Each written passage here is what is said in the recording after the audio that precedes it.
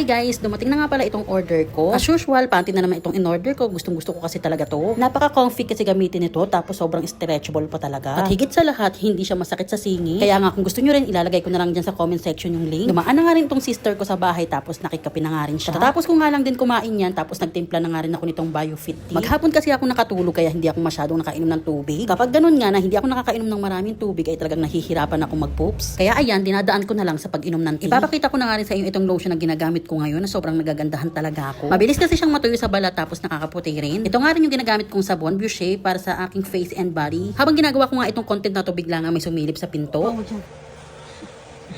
De!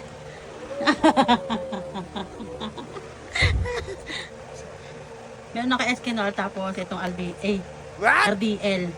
Itong RDL tsaka Eskenol, ito yung nilalagay ko sa aking kilikili. So, ayun, ilalagay natin siya ngayon. Kaya ganyan na yung Eskenol kasi nilagyan ko lang yung nakaraan kasi nga, dadagdagan ko lang ngayon kasi natapon yung kalahating RDL. So, ayan, nalagyan natin siya. Kasi total malaki naman to. So, dagdagan ko na lang ulit. Para mapuno siya ulit. Pero pa naman akong ayan.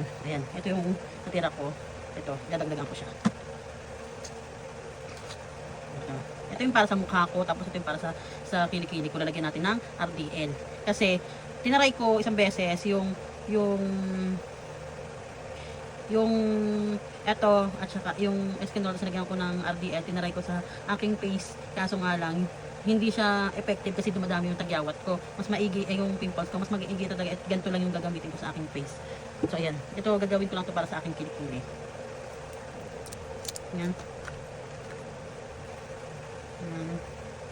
Lalagyan lang natin siya kasi natapon yung kalahati nito na ano ko. Kaya nagdagan lang natin siya.